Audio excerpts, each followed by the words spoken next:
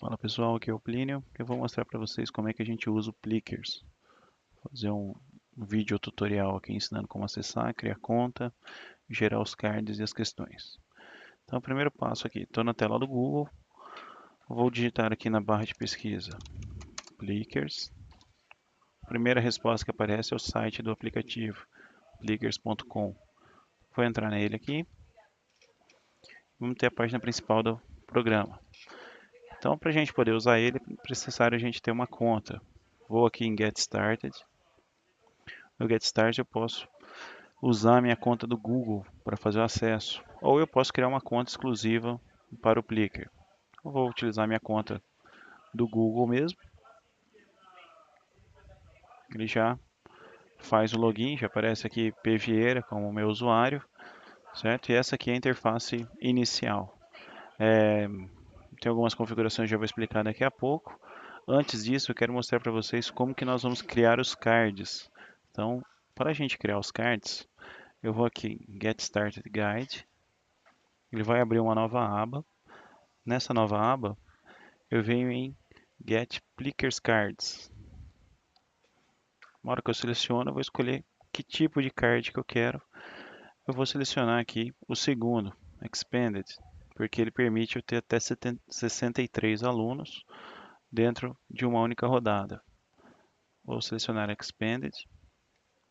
Ele vai gerar para mim um arquivo para salvar em PDF com 63 tipos diferentes de combinações de placas, certo? Todas essas combinações eles vão ser sempre iguais. Então, o número 1 sempre vai ser esse símbolo, o número 2 sempre vai ser esse, o número 3 sempre vai ser esse, e assim por diante. Porque se você quiser utilizar mais de uma vez com outros alunos, são as mesmas cartas que nós vamos utilizar. Tá? Então, isso aqui, como foi comentado, se vocês quiserem imprimir numa folha com papel com uma gramatura maior, para ter uma conservação melhor, também já pode até fazer isso. Caso contrário, façam em sulfite mesmo, tá? Esse arquivo ele é um PDF, eu já vou deixar disponibilizado também esse arquivo, Plickers Cards, lá no Drive para vocês. Se alguém tiver dificuldade de entrar aqui para conseguir, lá no Drive vai ter um arquivo já com os cards liberados para vocês fazerem, ok? Então vou fechar ele aqui no momento, que a gente não vai utilizar ele agora. Vou fechar essa janela que abriu também.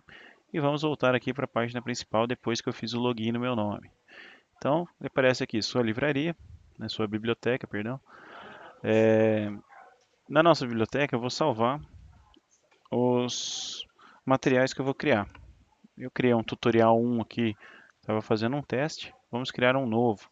Então, para eu criar um novo arquivo, eu venho aqui em New Set.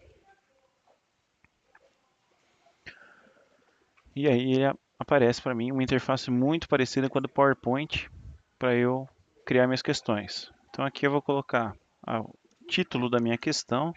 Então, sei lá, qual é o fulano de tal.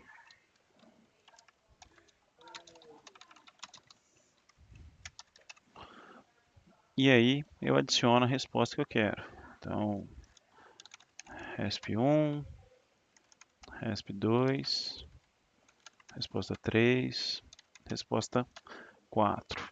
Reparem que aqui está em verde, porque eu clico na resposta que eu quero que esteja correta. Ao selecionar uma resposta, ele vai ficar verde e eu estou indicando para o site que essa aqui é a resposta correta.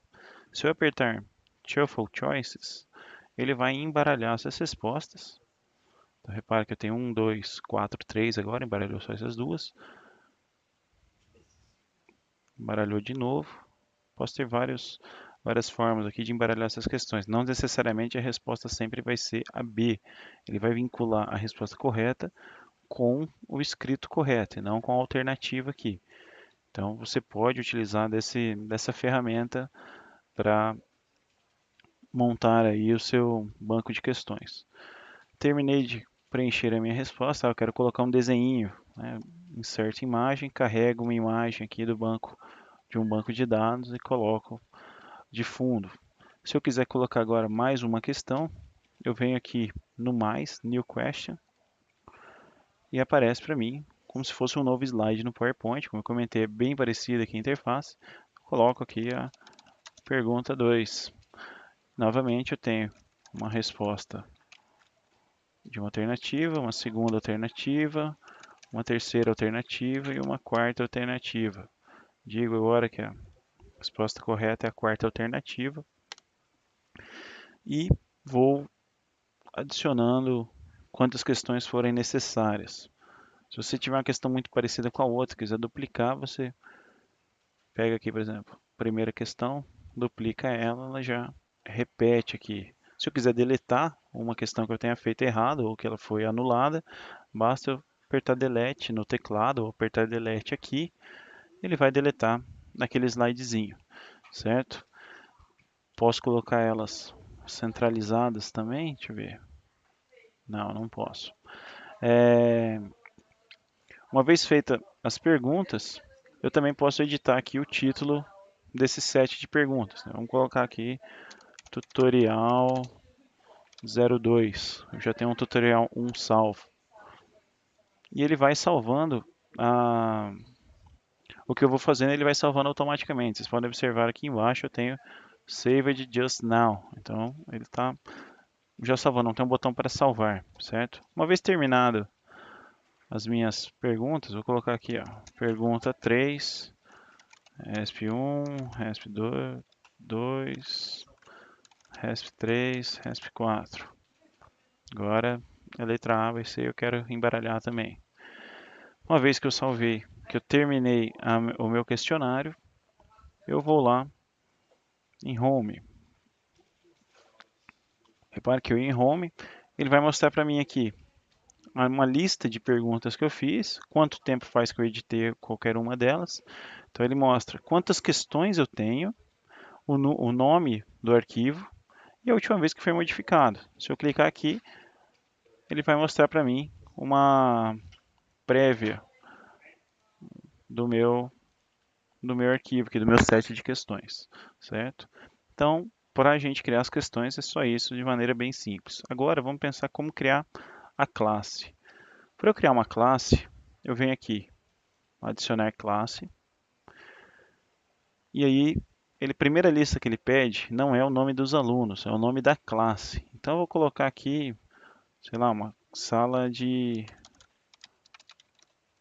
quarta-feira e vou criar. Então eu tenho uma classe quarta-feira.